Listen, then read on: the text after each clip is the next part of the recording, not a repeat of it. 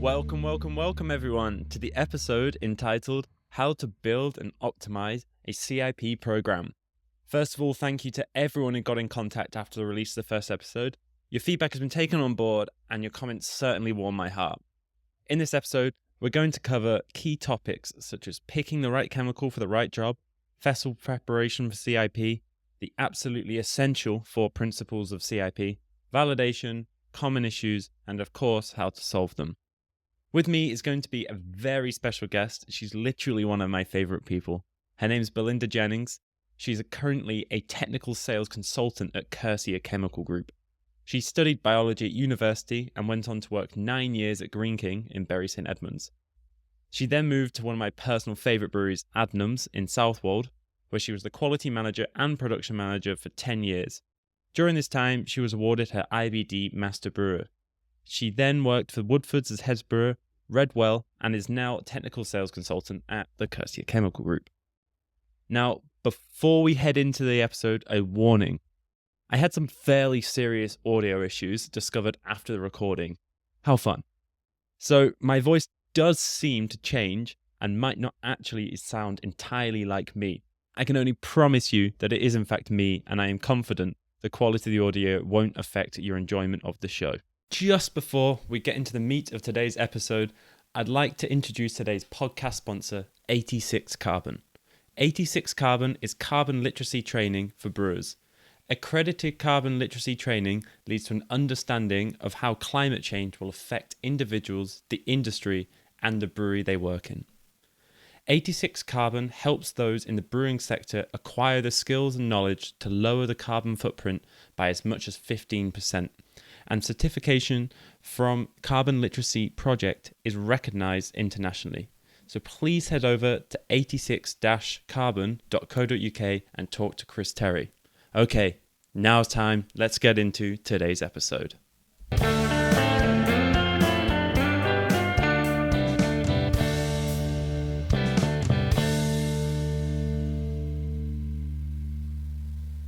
So actually, Belinda, my first experience of having to look and optimize or build and optimize a CIP program was when I was working for this brewery, who I was like production brewer at the time. And it was really exciting time. It felt like Christmas, but all these projects were released. So it was like you can apply to basically do a project on top of your work or including in your work. And there were so many follow-ons, like all the classic dry hop optimization, like all this stuff that sounded great. Everything you want to do when you get into brewing. And one on the list was CIP project. Obviously, I didn't have many takers. And the ones I applied for, I thought I got. And then the brewery manager, he was like, this is a good one for you to do. And I was like, oh, okay. And it was the CIP project. And I was like, sank into my chair. I was like, oh, you are kidding me. This is not cool. My friend down the pub don't want to know that I've like reduced chemical usage. It's not important. You know what I mean? Like, it's just no one's going to want to listen to me. And then I started doing it and I absolutely loved it. It was well up my street. It can come across so mundane, but actually flows through the entire brew. Of course, that makes me laugh, Chris. It's exactly how I feel when someone asks me, what do you do? Yes. And I'm trying to think of something to, make it sound cool. And I haven't what to say yet, but I absolutely love it. I'm a detergent supplier. Yeah. But it is like, you just summed it People up. just roll their eyes. So much to it. Yeah. So we're going to cover quite a lot of detail in this podcast, and we're going to be focusing mainly on cleaning in place rather than cleaning out of place. So it's going to be focusing on cleaning inside vessels in pipe work.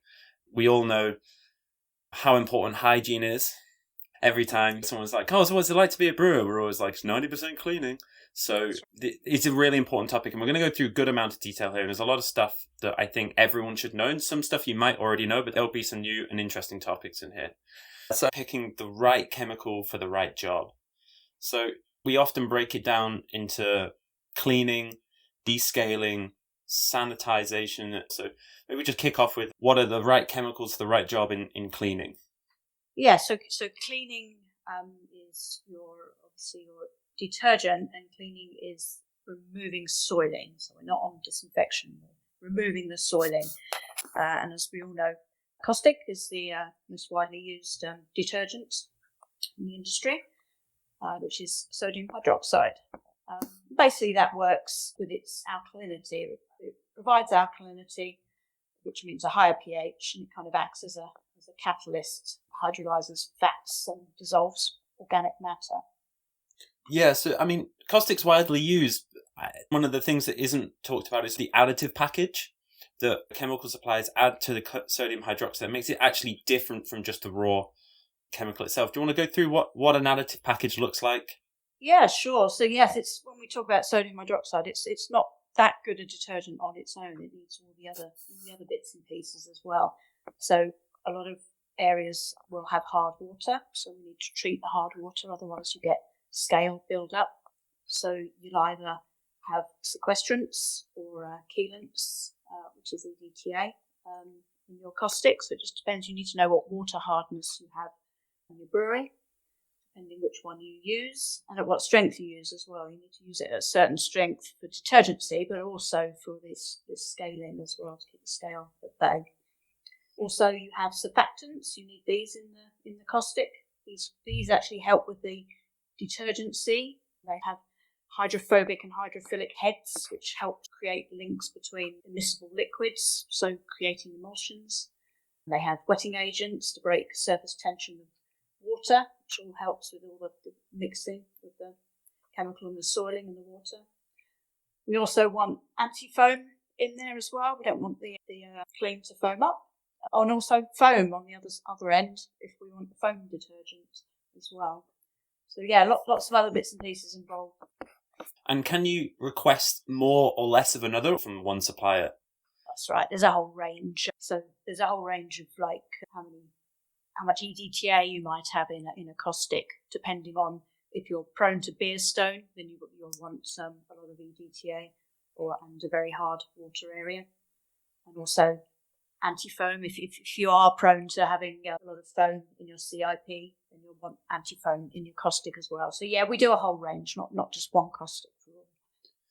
And is this one of the reasons that sodium hydroxide is slightly more expensive than other cleaning chemicals? Well, okay, big topic. Because actually, some of these are cheaper than that sodium hydroxide at the moment. So, as you probably know, I'm sure you know, Chris, why we use caustic so widely is it is a byproduct. It's a byproduct from chlorine production, and chlorine's used to make plastics.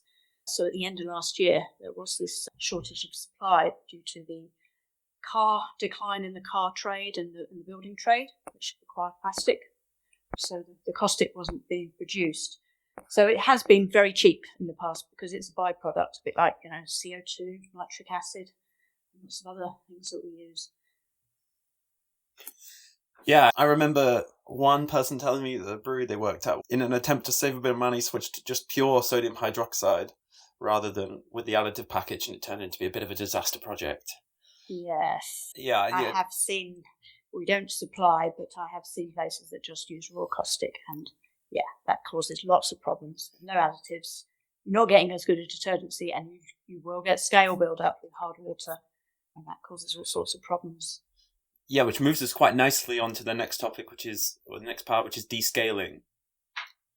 So you shouldn't, if you're using a formulated caustic and you're adding enough of it with your hard water, then you shouldn't get scale build up. But it can occur. It can occur with rinsing if the water isn't treated over time. So if you do get scale build up, there's ways to treat it. And that's when we will use acids like a combined nitric phosphoric. Some people use that as routine. They've just always done it, and they're just keeping acid clean after their caustic clean. And then others just put it in periodically throughout the year. So what's important is the brewery water, whether that's treated or untreated. So, for example, if you're brewing in London, where the water is super hard, or you're brewing out in the Peak District where the water is super soft, you need to descale different. Yes, that's right. So yeah, London, your hardness is around 300 ppm, and then some are very soft, 50. Some are much harder than that. I've worked at a brewery, had its own borehole, and that was about 600 ppm. So we used very formulated caustic with EDTA, the right strengths. to keep that scale at bay, and also beer stone as well that can form. How you remove it is you just add the acid at a certain strength, and if it's really bad, so hot water tanks, obviously they do scaled up, and you would add a 5% solution and agitate it, and basically a bit like descaling a kettle. Yeah, I have seen some serious sights in the bottom of a hot liquor tank before. Yeah. Especially when you're brewing in London, Lord. It's amazing how quickly it can build up, especially with such hard water coming in. But things like the hot liquor tank are just essential that you get on top of that. And we move into sanitizing / disinfecting. And I also want to make a little caveat on sterilization. So do you define a difference between sanitizing, disinfecting, and sterile? Yes, they can be confusing, these terms. So sanitization is generally the term for like cleaning and disinfection of a plant. So that includes cleaning as well. Disinfectant is reducing your microbes to a safe level. So you're not reducing them all, you're reducing them to a safe level. And when we say a safe level, in the food industry, that could be for food safety. In the brewing industry, we're talking, is the beer going to go off, that kind of level. And then you've got your sterilants, and that's when it kills all bugs, which would be pasteurization, steam.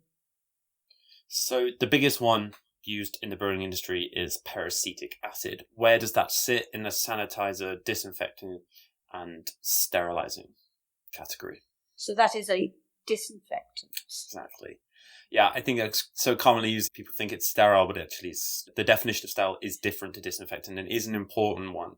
So, I mean, why is peracetic acid just so goddamn popular? It is.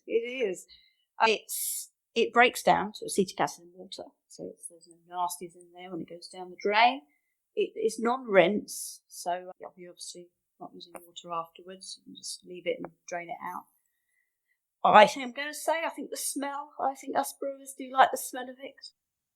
On that point, how important is the smell of PAA to the effectiveness of PAA? It doesn't always relate to the strength of it. You do have to be careful there. It can smell of PAA and it might not be. So it's always best to measure it. So often I've heard, well, I can smell PAA, therefore it must be sanitizing my whatever. And actually, it's not the case, as you said, it breaks down into acetic acid. So that's what you're smelling, not the activation of the peracetic acid. So it actually leads really nicely into the point of once you've used peracetic acid, let's say in the example of a fermenter, how long after that cycle is finished can you use that tank? Yes, we do get asked this a lot. And obviously each brewery is different, each tank is different. But I do tend to see it's sort of around 48 hours. As long as obviously your tank's are sealed tight, you can reuse it. Obviously, we're always going to say best practice. Best practice is always to sanitize again, but 48 hours. And you have to prove that in each brewery. As I said, each brewery is different, and you have to validate each clean. What works for one place might not work for another. Yeah, and on that note, what is the right activation time? Once you've added the peracetic acid to the water, how long does that take to activate? So it activates straight away as long as it's all mixed. You need a certain concentration, we say 250 ppm. We say 15 minutes. I mean, 10 minutes really is the kill time for yeast and bacteria, but we always say 15 minutes just to make sure the CIP is running and it's all mixed in. That is your kill time, so you don't need any longer. And as my colleague, the lovely Moira, would say in her best Scottish accent, you can only kill a bug once. So, once you've killed it, that's it. No point extending that time, but you do need to achieve that 250 ppm. Yeah, and I think the 15 minutes is important on PAA as well. I always said the first 5 minutes is for homogenization, which is a bit over the top, and then 10 minutes to kill. So that's what I think 15 minutes is fairly standard in most places I've seen it. What's a really great question you'll have to answer if you want to run a proper CIP program and optimize it later down the line is what is the lifespan of peracetic acid in concentrated form and diluted? So in concentrated form, I think it's 12 months shelf life we put on it. It does degrade over time, and obviously it's going to depend on your storage conditions, and it will degrade more in higher temperatures. And then it also degrades because it actually chemically reacts with organics. So if you've got organics present, so say you're using PAA for soap baths, you might have organics in there. It's going to degrade as well. There isn't a set time, and it will degrade over time just generally anyway. And that's why we say it should always be used fresh. Apart from soap baths, where obviously it sits for a week, you started off a little bit stronger, say 500 ppm, and that will last the week. But it will depend. Yeah, and I wouldn't make it through the next year of my life if I didn't mention the potential seal damage from peracetic acid. I worked with Jacob Davis. He was a maintenance manager, and he was hot on us about seal damage from peracetic acid. But it is a real issue, and you can end up replacing seals quite regularly. So it's quite common for people to leave peracetic acid in pipes, or as you said, soak baths, etc. My personal experience is you probably damage more than you save. You can just damage them over time, which ironically will cause you more issues, because then you've got cracks and seals and damage, and that's what bacteria harbours. So there's a slight irony in sometimes I feel in soak baths with PAA. Yes, exactly, and the same for if you leave PAA in lines as well and tanks, and definitely not too strong. No, nothing lasts forever. So we will quickly just brief over sterilisation, because it's not often you see sterilisation in breweries unless you're talking about maybe yeast prop tanks or yeast storage tanks if you have a steaming option. But I kind of spoiled it a little bit there, Belinda, but what are the options for sterilising in a brewery? So you might see it a bit more on cask and keg washing on a small scale, certainly on a big scale. But yes, you'd be using steam there on the final stage for kegs and casks. Yes, you mentioned the yeast propagation. I have seen a plant that actually sterilises tanks. Quite a large plant. You don't supply them, but they use steam to sterilise their tanks. Must be a huge cost there. Yeah. And again, a lot of this comes down to cost, and actually with the temperature of steam and having that boiler in place as well. Whether actually chemical disinfection is cost effective. So next we're going to talk about vessel preparation. I'm going to talk a bit about ventilation, but we're going to kick off with Belinda talking about the relationship between caustic soda and CO2. Yes, the two will react, and that's where you do have to be careful when using caustic. You should always vent your tanks of CO2, because you've got the risk of implosion. The vessels actually, a vacuum is created, and you get the implosion of tanks. Less so these days. I don't know if you've experienced that, Chris, but I have. Where I used one of the small breweries I used to work, there was a previous head brewer's tank in the corner out of use. So yes. And then also the other thing is the carbonate levels. So caustic will react with CO2, change to carbonate. And carbonate is only 10% of the detergency of caustic. So it will do some cleaning, but not much. So you've got to keep an eye on your carbonate levels if you're reusing the caustic. I think this is one of the key takeaways from this whole podcast. I remember the first time I was introduced to carbonate levels, and it blew my mind, especially when you're cleaning anything in a CO2 or form of CO2 environment. So tanks, kegs is a wonderful example. Carbonate levels can spike significantly, which basically neutralizes the caustic without you really unknowing, unless you have a conductivity meter. But even it'll pass titration tests, fairly crude titration tests, and it'll pass and you'll think it's good, but actually your cleaning level is basically ineffective. As Belinda said, it's 10%. We will go a little bit further into carbonate levels later on, but in terms of the testing of it, but it's a test you can do by yourself. You don't need any specialist equipment. It's just dropper tests. Am I right there, Belinda? Yes, that's right. A really, really simple dropper test that we use out on site and recommend for customers that will measure your total alkalinity. So that is your caustic, but then it will also measure your carbonate, which you obviously need to be aware of. And especially, we're about to move into methods of ventilation, but just to really reiterate this point, you can think you've done the best job ever ventilating your tank, and your carbonate levels can still spike. And if you're reusing caustic, this is a problem that keeps passing down the line. It's just one thing you have to keep on top of. If you're reusing caustic, it's imperative. Even if you're not, I think it's something to keep on top of over time. Doing spot tests once a week or every now and then, or It's just so important. Otherwise, you just end up not cleaning your tanks correctly when you think you have, which is what the whole point of this is to avoid. That's right. And you don't have to test it all the time. As soon as you've got all that data and I've done 10 cleans or whichever it is on that tank, and you've built up this amount of carbonate, then you need to dump your caustic, and you'll know that, and then you can get into a regime of just dumping as and when you need to. Yeah, so let's move on to methods of ventilation. So there are a few available. Everyone ventilates their tanks, otherwise you wouldn't have any tanks left.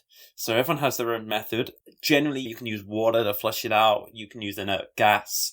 Air blowers are very popular for a speedy ventilation. Some people just leave them open or ventilate the main pressure or the main volume of CO2 out and then just leave the door, take the manway out, or open some valves and let it bleed and flush some water through. There's various methods, and everyone is pretty bespoke. The most optimum is an air blower. They are probably an extremely good investment because you can actually empty your tank 15 to 40 minutes, depending on the size, and you can then reuse it, and it should, in theory, be pretty clear of CO2. It's one of the longest parts of the CIP, if you want to include it, is that I call it vessel preparation, where you're making sure the CO2 is out. I'm going to make a very important point I really want people to listen to is, I actually did some research a couple of years back, and I'll read this point out. So, at the University College of London, UCL, found that a higher concentrations of CO2 reduced memory, impair concentration, and lower decision-making capabilities.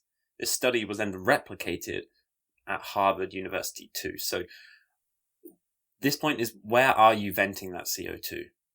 Are you opening and venting that into the brewery around where people are working? It's not a joke. You should definitely be having CO2 alarms in your brewery, and you should definitely have a proper ventilation route, preferably out of the door or recovery, or however you look at it. But the ventilation is really important. CO2 alarm systems, they're not preventative, but at least they warn people when levels are too high. And if you think about what CO2 is doing, just because it's not making you unconscious doesn't mean you're going under some mild asphyxiation. So it's it's a point of safety that's just should be everywhere. It should be a standard in a brewery. And I'll make a brewer point, but if you can't afford a CO2 alarm system, you can't afford a brewery, because employee safety is just so important. We just wander around, and I've done it, but it's almost hazy with this level of CO2 going through. It's just daft. People's health isn't worth anything that's going on in the brewery. So just a really important, where are you venting your CO2, and how, and if you are venting it into the brewery for whatever reason, doors are open. I know how it works, but you then need to have a system in place to warn people when it's getting to a level that could, impair cognitive reasoning. I will actually move on to a really interesting topic, which is, I want to know your thoughts on CIPing under pressure with acid over caustic, because unless you're using nitrogen in your brewery to push tanks out with, which is an option if you have that, then you can CIP under pressure with caustic, but you want to CIP under pressure with acid over caustic. Are there options for this, Belinda? Have you seen it happen and work successfully in breweries around your travels? Yes, there are indeed. Certainly on the continent, and Heineken mostly use it. They used a combined detergent disinfectant as well. So we're stepping up. It's not just the detergent. We're putting in the disinfection stage in one step. So their process, and also just thinking back on the ventilation and removing CO2, their process is they will remove some of the CO2, but they will also use some sacrificial caustic shots at the start of their clean. So this caustic will go to drain, and that will mop up any extra CO2 in there. They will then rinse that off, and then add this combined detergent disinfectant. It's based on methane sulfonic acid. So it's an acid, but it's a much better cleaner, much better detergent than your general nitric phosphoric acids. But it's combined with beer natural fatty acids, and it's these that are the disinfectant. So it's all in one hit, and it's recoverable. So that goes through the clean, and then it's just rinsed off, but you do need treated water. You need sterile treated water, so either chlorine dioxide and however else the water is treated. So you're saving a lot of water, a lot of time. No PAA. Could you use that step under pressure and then use PAA on top if you don't have access to sterile water? Yes. So on a smaller scale, we've got, this is actually a Sapura product, and Sapura are part of our Cursia group now. So we have some Sapura guys working in our team. But we've got, Holchem, Cursia, we have the methane sulfonic product, NOPAC it's called. So it's just that, it's not with its disinfection. And we have actually had a couple of quite small brewers who have moved over to that for cleaning their bright beer tanks, because it's a better cleaner than nitric and phosphoric. So the reason they did that is they extended, you still need to clean your bright beer tanks with caustic. You mustn't not clean with caustic because it is a better detergent. But this methane sulfonic, you can do more cleans with it as opposed to nitric. Obviously, there's a saving in CO2 because it's all under pressure. You're not losing your CO2, and that's why they switched over. Yes. We used to use sacrificial caustic steps when you have an automated CIP or you have a holding tank, so that's useful. It's a really good way of reducing the carbonate level impact on your caustic and also to react any CO2 in there if you have left any in. It reduces the risk of implosion. I actually haven't heard of that new chemical you mentioned, so that's a really interesting. It is a great point that if you do replace caustic with nitric, phosphoric, whatever in your BBTs, that you still do need to do a caustic. So let's move on to the one of the key concepts you need to take away from this whole podcast outside of the carbonate levels.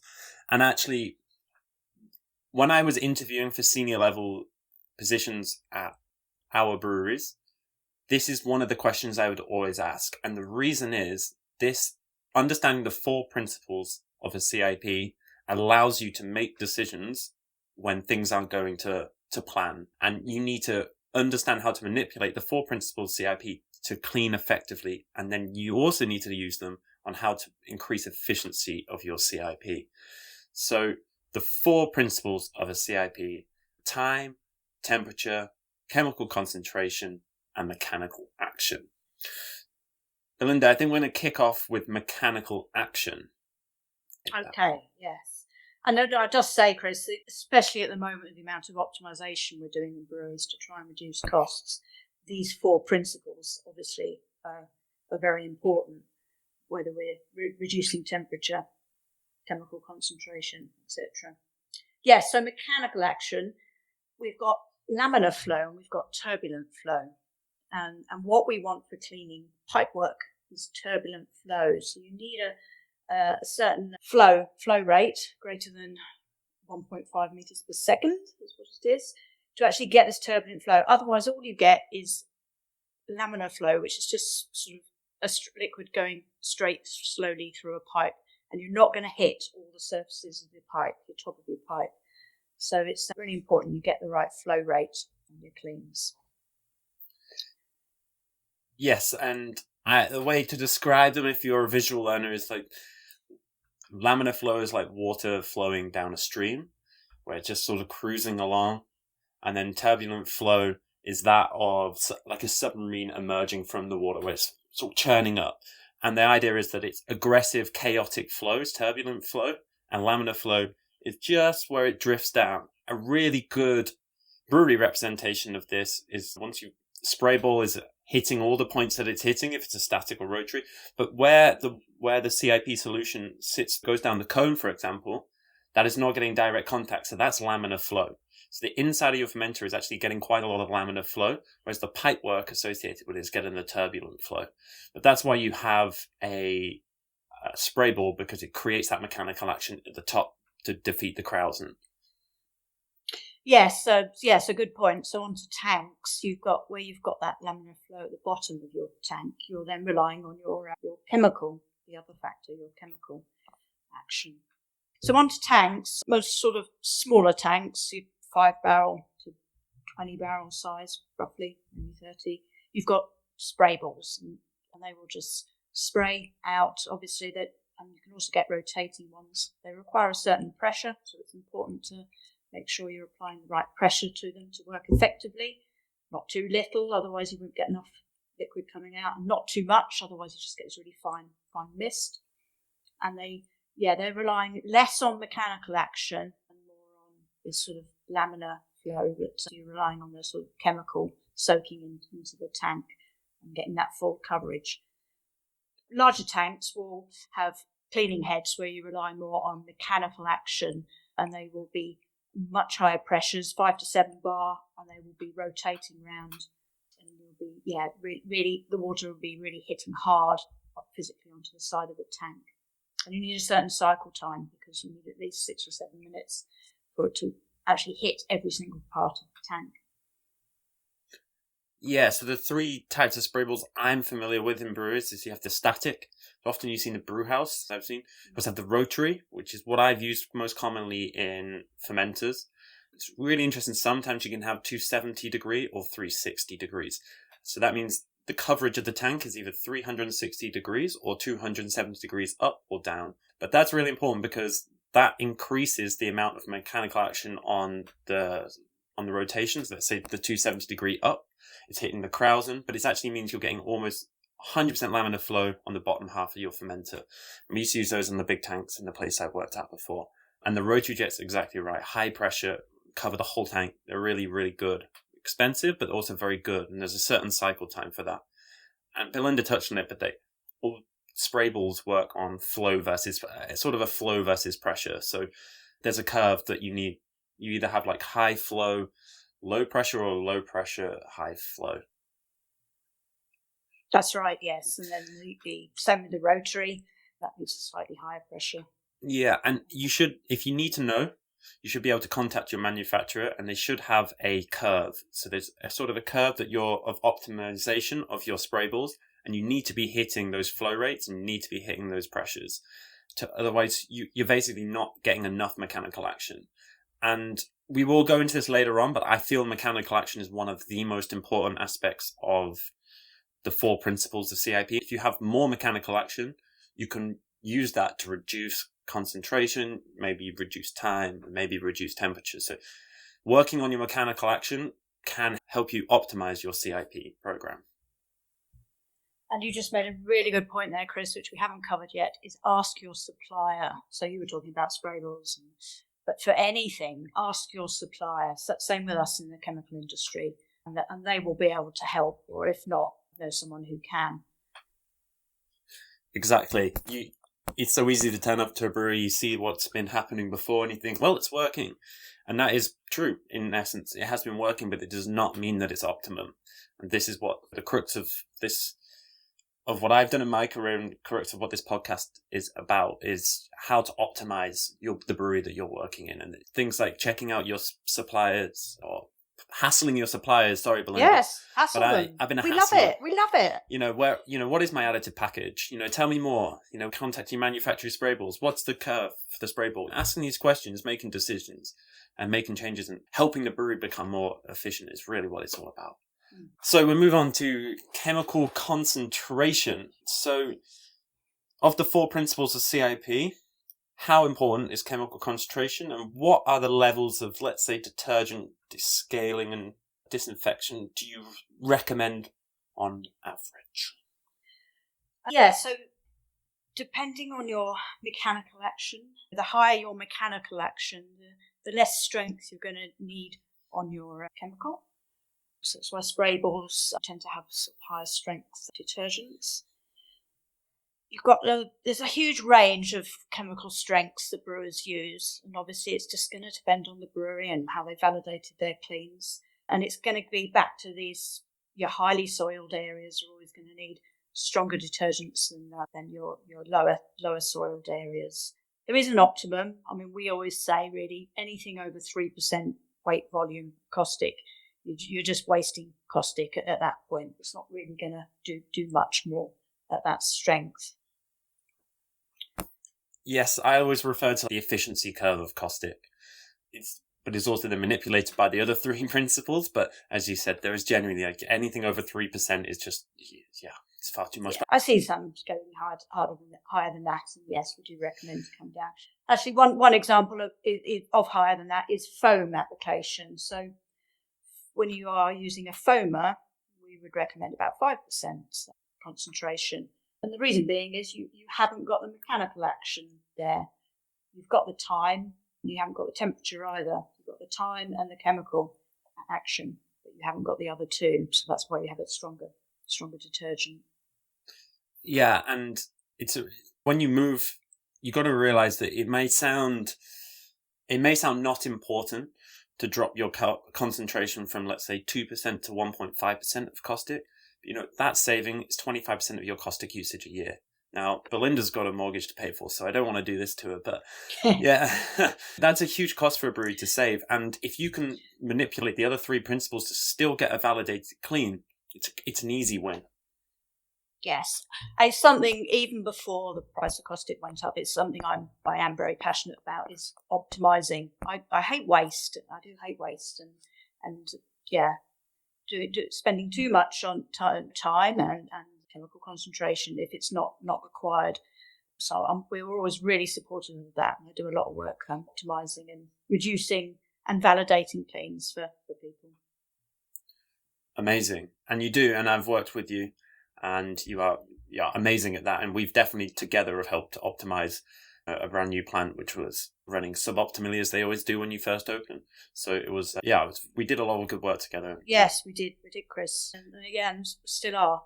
It's usually for whatever size brewery, there's usually some savings to be made, whether it's in chemical usage or actually a bit more in water usage and energy as well. Yes. Let's move on to temperature. So hot versus ambient versus cold. So I'm going to take this away a little bit because from my experience, we use detergent. When you're using detergent, hot increases performance, but it has the inherent risk of implosion because when you often rinse with ambient or cold water, that temperature difference is what can cause an implosion. And that's, I would say, it takes a fairly big mistake to put a caustic into a CO2 environment, but it can be as simple as someone being busy in the cellar and moving from the hot to the cold water and flushing a tank, and very quickly you've got a big problem. I also believe that, and Belinda, you can definitely correct me on this, but when you're talking about the cellar area or cellar group of CIPs, the hot isn't necessarily needed, especially if you can control the other three principles. And you can have an ambient CIP, by that I mean normal temperature, or even a cold CIP in some cases, and you can still have an effective clean. It also saves a huge amount of energy usage because you don't have to heat that water, that caustic cycle up. So I'm a big advocate for trying to use ambient temperature detergent. I will make a really important point that cold is to be avoided if you can, because cold is not as strong as ambient, because you think temperature is an important part of this. So if you've got fluctuations in the temperature of your source water, which if you're brewing in the UK, that is going to be the case. You can have swings from the summer of 20 degrees to the depths of winter can be like 6 to 8 degrees. And it's a big difference in how your cleaning is working. So if you are using ambient, it's important to be aware of how seasonality can affect how good your CIP is. Obviously, with what's happening with energy prices for brewers at the moment, we're looking at hot v cold cleans. You'd always use hot in a brew house and the heat exchanger, but other than that, you can use ambient cold ambient cleans. Obviously making sure your chemical concentration is enough. Yes, and with acid, just briefly, is there any importance on hot ambient versus cold? Acid should always be under 50 because you can damage the seals for your detergent like nitric phosphoric. So they should always be under 50 degrees C anyway. For peracetic acid, that will degrade with temperature. So you wouldn't, and it works at ambient temperature anyway. So no hot cleans for acid. Perfect. So we've briefly gone over time. It's one of the ones I think is probably, you have a minimum time that you need for activation of, for example, when we talk about activation of PAA, I think for the detergent cycle, there's a minimum amount of time. But is it one of the least important of the four principles, do you think? It probably is because it's got such a variation. And some breweries, their cleans for their detergent are only 10 minutes because they do it so frequently. Because they've got the detergent strength, it's a 10-minute clean, and then others can go up to 50 minutes, an hour. But obviously, you need some time. We can't rule it out completely. Yeah, and it is very dependent on the other three in my experience. And also going back to the level of soiling, what is that soil and what's the condition of that soil? So if you've had someone's left a fermenter with a krausen ring on with the door open for 3 days, it's going to require a lot more time to clean that krausen than it is for the mechanical action to work. So it is an important one, but I think it's the one that's hardest to discuss because it's so bespoke to what you're doing and your brewery and your process and the other three. But so there's not really a lot of rules you can apply other than the fact that there is a minimum amount of activation time in certain points and a minimum amount of time required for the mechanical action to take place. But other than that, I think it's just dependent on what type of soil you're removing and where you're removing it from. Yes, that's right. That's right. A good point about the krausen ring, actually. And we always recommend clean your tanks straight after the use because otherwise they can be really tricky to clean. You end up using much more time and obviously chemical as well.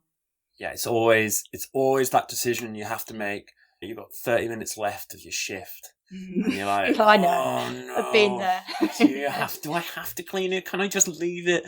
And the answer is you have to clean it because it just passes the problem on exponentially to the next day or the next 2 days, the next 3 days, and you can end up you just have to clean. It's a part of planning. Proper brewery planning is when let's say you've got a separator and you're timing out how long people are going to be there. You have to include the CIP of the origin tank at the end because it's just a caustic and rinse or however you want to do it. But it's so important that you do it because it can be such a nightmare to clean a tank if you've left it with a krausen ring on for a few days.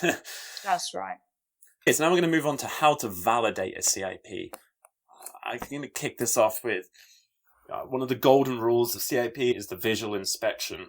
Does it look right? In a weird way, does it smell right? Has the whole thing followed a plan that sounds and feels normal? Brewers need to follow their intuition. You don't want to know sometimes, but you know when a CIP isn't running correctly. Foaming out the door, there's some pumps not making the right sound. There's something that's happened that just doesn't feel right. So your visual inspection, where you can do it, is super important and should never, ever be missed. To the point, though, what we used to do in breweries that had easy access is we used to get another person to validate that CIP with a visual inspection, just because it takes away any emotion towards that CIP. Someone, I need to get the CIP done. I've got loads of things to do. I'm busy. Whereas someone goes over and goes, that's not past that visual inspection. Something isn't right. So it's just, that is the number one of all validation of CIP. It's free to do. You don't need any equipment. You just need some brewer intuition. Yes, that's right. So, visual inspection, we're thinking obviously right at the end. And it amazes me how many brewers don't look inside their tanks at the end of the clean. They might have all the other kit, which we'll talk about, but actually a good visual inspection. But at the end, you just mentioned about, is it foaming out the door? I mean, if your caustic is foaming, then that shows that your pre-rinse isn't right because you should be removing most of your soiling, 90% of it, in the pre-rinse stage. So you then don't get foamy caustic. So it's a really important one. So let's move into how can you validate mechanical action? So if you have flow meters, they're very useful because you can actually see what flow rates you're operating at and what you need. You need different flow rates for different size piping. So you need to know what size piping you've got as well. You'll have pressure gauges on your tanks, so keep an eye out on them to make sure that you're getting your required, say you've got your spray ball, you should be between 1 to 2 bar for your pressure. You can lose pressure when we talked about the fobbing, the foamy caustic. That's when you'll lose pressure, so you won't even be getting the clean to the spray ball. So then we move on to chemical concentration. Yes, so if you're a manual setup and you're making it up from scratch, then you kind of know what you put in, both the caustic and PAA. So there's no need to test what you've put in, but certainly if you're reusing it, you need to know what strength is going into that clean. And then also you might have some automation on your set, so you might have your conductivity meters that keep track of that for you. As we mentioned previously, there are some very simple, easy to use little titration kits where you can measure your strength, and also test strips as well for testing the strength of PAA. Yeah, and they're all really useful. Conductivity, if you have access to such a wonderful device, is one of the most effective detergent validation. I think titration kits should be used by everyone. And the reason I say is because I have seen people miscalculate their concentration. They've looked and gone, it is a simplistic calculation, but especially with PAA, people often get the percentages confused with ppm. Yeah. And we sort of create these product information sheets for the chemicals, so it is quite clear on how to make it up and what strength gives you what. What I do see a lot is for the caustic, brewers get confused between volume and weight volume. So say if you were thinking you were wanting to achieve a 2% weight volume, sometimes brewers are making up 2% volume, so 2 litres in 100 litres, which is actually only 0.8% weight volume. Have I lost everyone now? It always gets confusing there. Basically, it's taking into account the specific gravity. So, yeah, just be aware when you're making up a 2% solution, it might not be as strong as you think. It might not be the weight volume. That is one of the most common mistakes I see, calculating how much caustic to add. This is volume to volumes. So, yeah, that's why I think titration kits just add that level of validation to your results. That's right. Where are they available from, Belinda? From ourselves. Of course, I set you right up. I set you right up for that one. Or I can come and visit your site. That's what I carry it around everywhere I go. I mean, we'll quickly, time, how to standardize. I mean, we don't need to go into how to use the clock, but standardizing the time is important. A, that it's done a minimum amount of time, and B, that you don't overdo the time. You're not just letting CIPs run for hours. I've seen that before. You have your definitive stop-start time. If you have an automated program, of course, that's programmed in. Most of craft brewers are using a manual setup, so just don't let that pump run. It's a waste of energy. You can dry the pump out. Just standardize it, get it set. And you also just waste time in the cellar if pumps are running and CIPs aren't moving. So just standardizing is more important than how to actually validate it. But I think that was just something we wanted to cover. Temperature. I don't know if you want to add anything on how to validate temperature. Yes, on a small scale. Yeah, I mean, you probably don't need the strict measurement, but possibly for the brew house, it is going to be more key. You don't want to be too high. We sort of say 70, 75 degrees C, because also in the brew house you can add your booster product to the caustic, and that works best at that temperature as well. Don't anything more 80 degrees plus, you're just wasting energy and not improving the clean. Okay, then we'll move on to other validations. So rinsing a CIP, how to measure rinsing if you're lucky enough to have a flow meter, of course. It's great to point here is to burst rather than static rinsing. I've actually got a quote from Diverse's George Aguirre. I'm sorry, Belinda, it's not your quote, but it's... That's all right, George. Wrote in the MVAA Technical Quarterly, which is a fantastic read for everyone. He found that burst rather than continuous rinsing saved up to 50% of rinse water volume.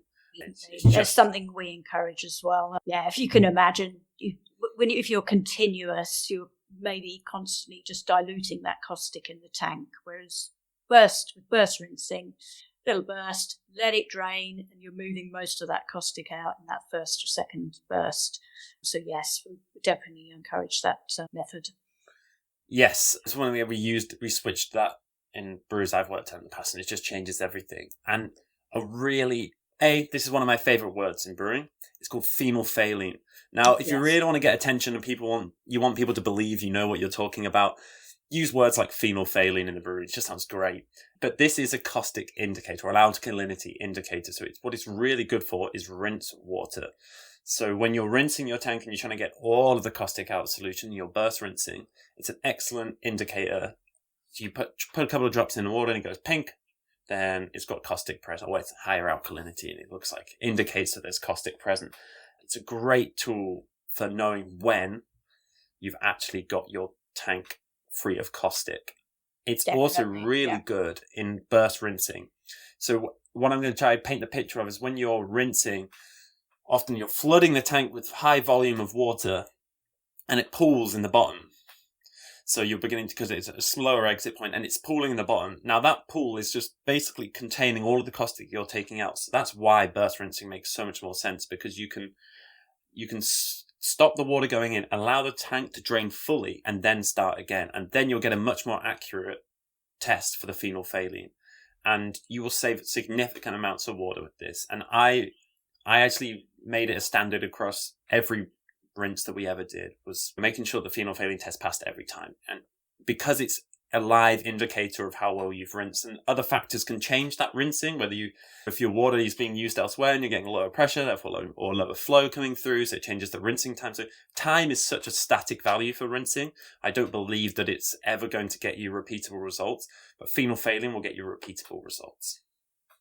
Exactly, yes, it's something we use all the time.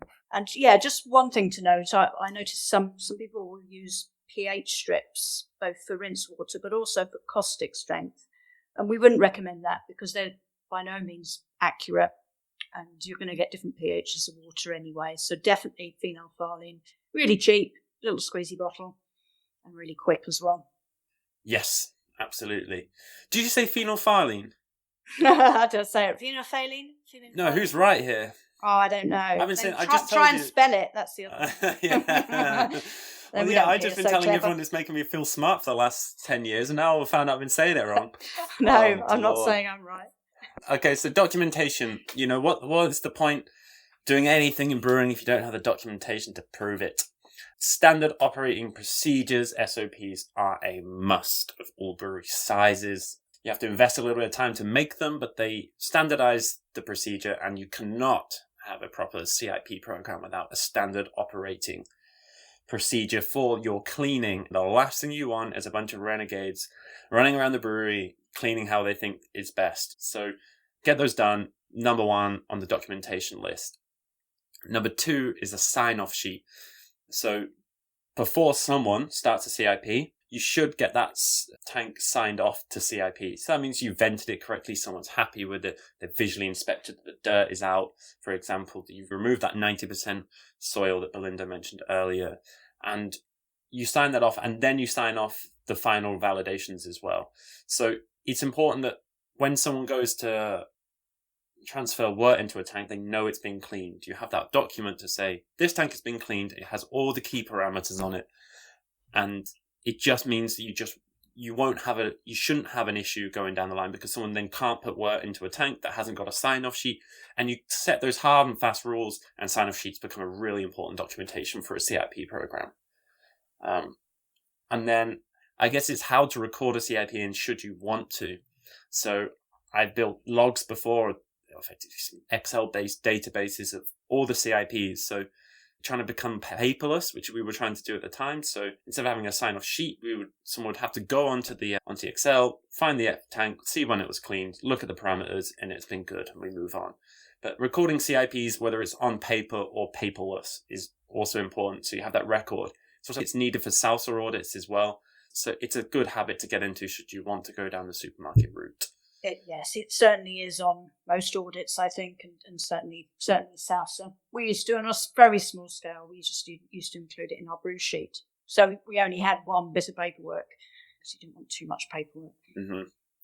Yeah, and on what should be recorded on there, as I said, we would kind of go through is the visual inspection, the cross-checking, and on that sheet I would have like the static amounts of caustic to be added if it was adding manually every time, or it was writing down the millisiemens, or it's however you want to do it, but you just look at the key things that we've gone through today and then you have those written and recorded on the sheet, and that's what you sign off to say that the clean has been done correctly.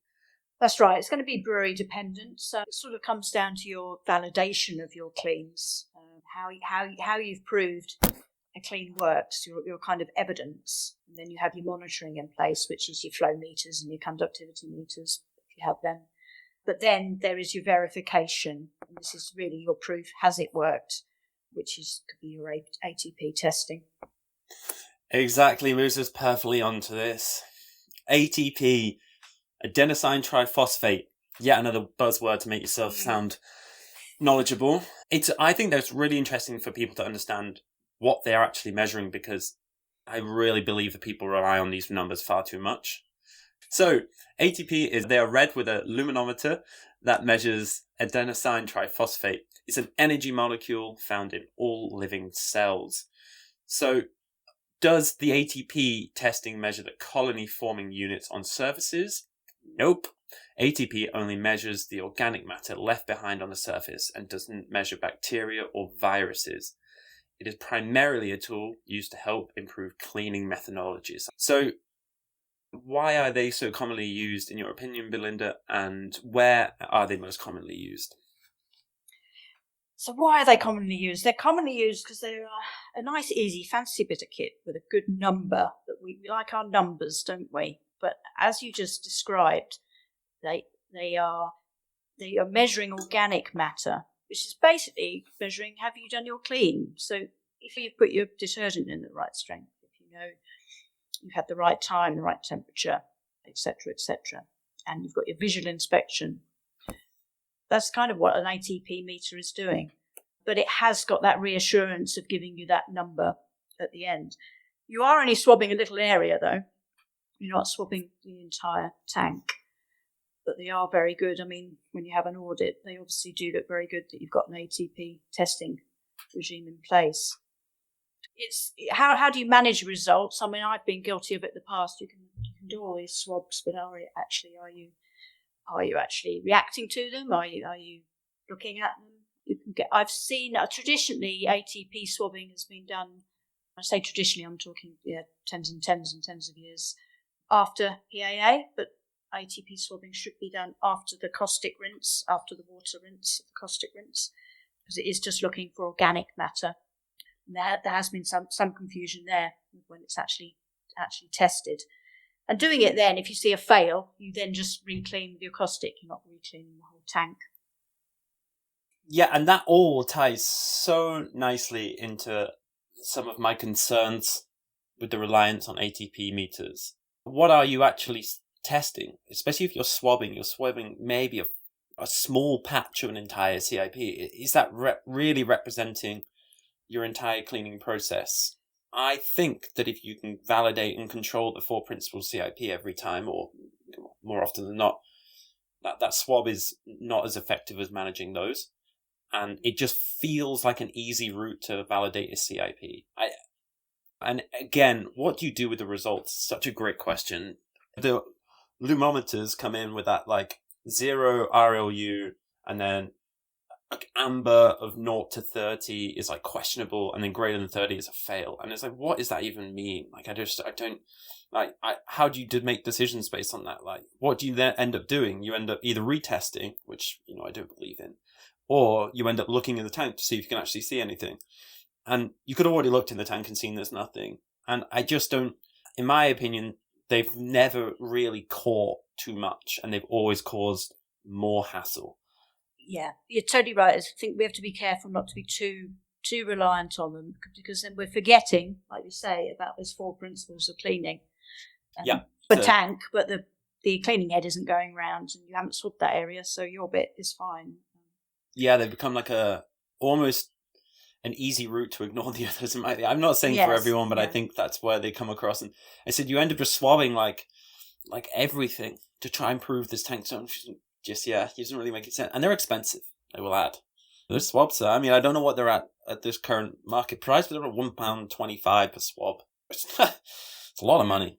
And it adds up quick especially if you're repeating results because you're not happy. I will say they are great for fillers. The swab and the filling heads, I think it's really, really good. I've seen that work plenty of times and catch things, bag cleans.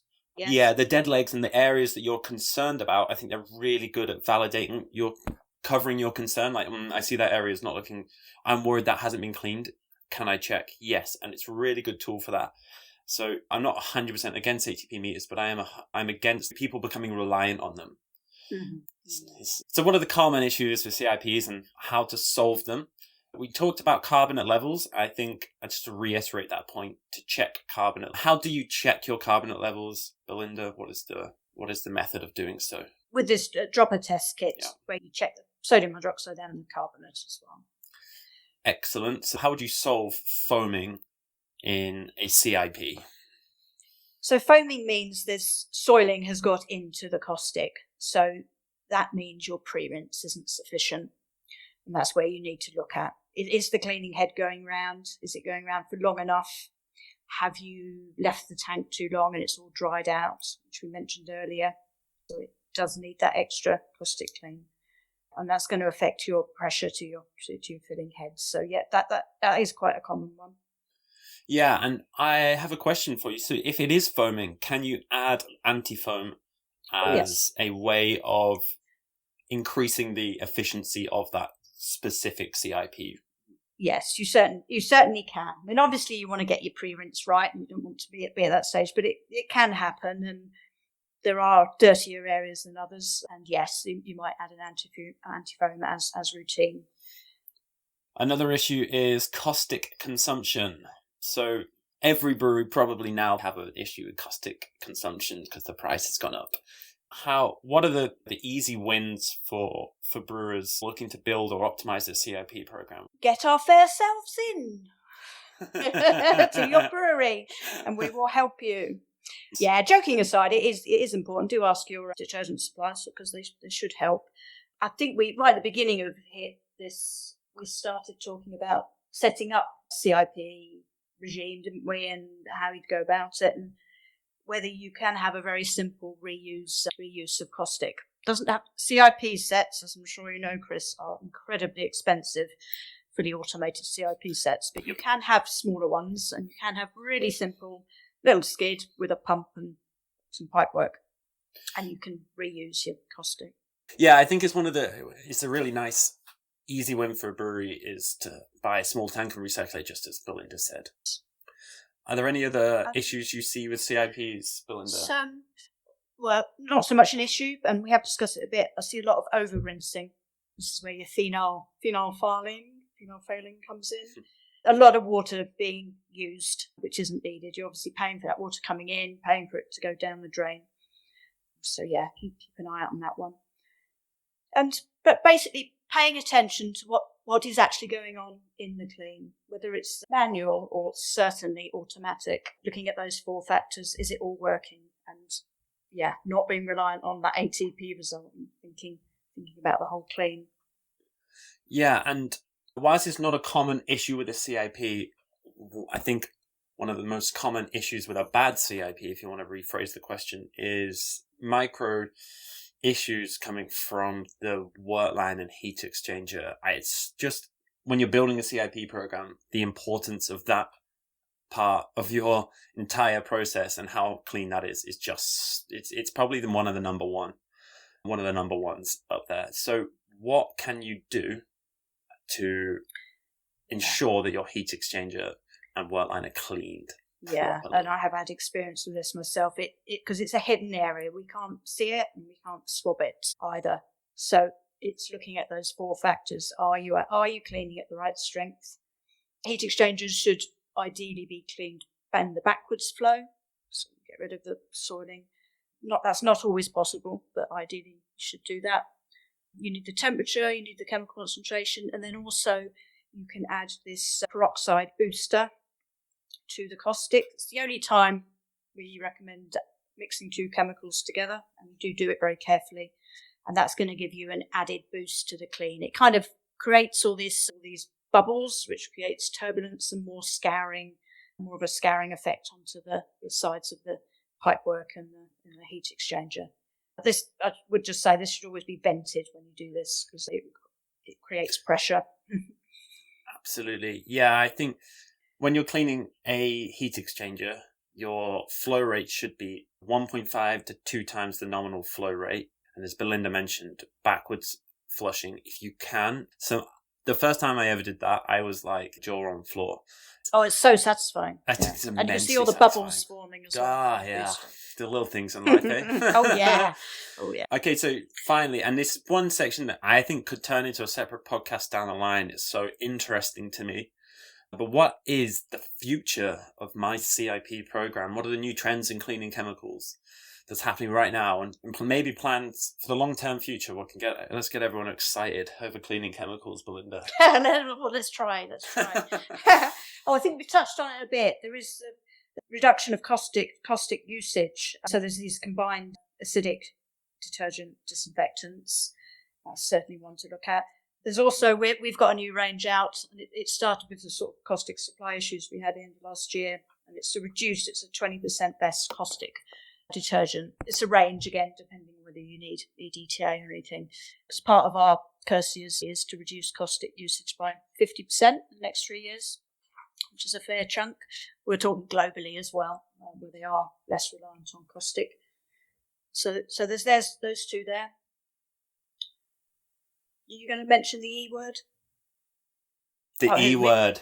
The E word. Yes, I will mention the E word. Although I do want you to pay off that mortgage, Belinda. The E word's got to be mentioned. We do. So enzymes. We do supply enzymes. We've got our ClearZyme. There is a bit of a talk about enzymes at the moment, and we are in discussions too. But I think we're at very early days of enzymes, from quite a large change from caustic to enzymes. And like when you have any change, you need to make sure you're validating your clean. And sometimes with cleans, it takes time for soiling to build up. So if you are using enzymes, that's all I'd say. Just be careful and keep monitoring. There's different types of enzymes out there. I mean, it is fascinating, obviously, because I'm very geeky and like these kind of things. Our enzyme contains proteases, amylases, and lipases, and that's all it contains.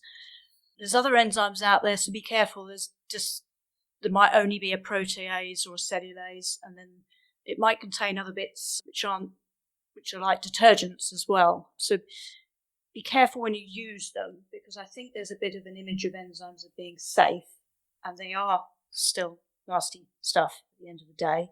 So be careful. Get your supplier to supply your SDS. And I've seen enzymes being used thinking they're completely safe, and they're inside a tank foaming with it, so it's dripping on top of them. So, just be aware of that. That probably is an excellent point. The concerns are shared amongst how dangerous caustic soda is. So it almost feels like when it's not caustic soda, you're like, woohoo! Yes, exactly. It's still got a free. pH of a high pH. And it's also what happens to it when it does go down the drain. So I think it's a little bit of a grey area still. It's not going to be as energy intensive as caustic. We all know that's why the prices have increased, how energy intensive caustic is. About 60% of its cost is energy, but it is a byproduct. So it's a byproduct from the plastic industry. So there's that balance too. Yeah, I've always felt that the future of my CIP program would have to include a way of working in which the CO2 doesn't have to be vented out, whether that's change of detergent, change of routine, change of thing. That is one of the longest processes in CIPs. It's just incredible. You have to use the CO2 to drain it out. Everything seems so wasteful in that process. We talked about CIPing under pressure, which I've done before. We tried other things. It's really hard to replace caustic, and whilst caustic isn't the problem necessarily, but CO2 is just a natural part of beer, so it feels like caustic is the easy target in that situation. So something to replace caustic would be pretty wonderful in the sure. So that's where this methane sulfonic comes in, then sulfonic acid, which is a very good detergent as an acid. And you can use it as a disinfectant, or you can use PAA at the end if you don't have sterile waters. Really interesting. Definitely something I'm going to be using and trying to implement in breweries I work with pretty soon. That sounds really exciting. So, well, I think that about wraps it up, Belinda. Anything else you would like to add in these final dying stages of this podcast? If anyone is still left listening, I know. I hope they are. I mean, I'm sure. I mean, I would be listening. This stuff has been. I would too, but Yeah, I mean, how many of us are there? We'll find out, I guess. Yeah, we will. Yeah, Belinda, it's been such a pleasure. I've missed you dearly. It's good to see you again. Yeah, and we'll link up in the future. And I think any new trends in CIP that start coming our way, let's get another podcast done, because I think whilst we've got this covered on how to build and optimize, I think the future of chemicals and how we clean is a great topic for the future. So. Yeah, Belinda, thank you so much. Been a superstar, and that will be it for today's podcast. Thank you, Chris. Thank you. Well, I really hope you enjoyed the episode and learnt plenty on CIP. Please don't forget to subscribe to the Modern Brewer podcast. I release a new episode every 2 weeks, and if you're the first to listen to it, you can be the first to tell all your brewing friends about this cool podcast you've been listening to. Thanks again for listening, and catch you next episode, everyone.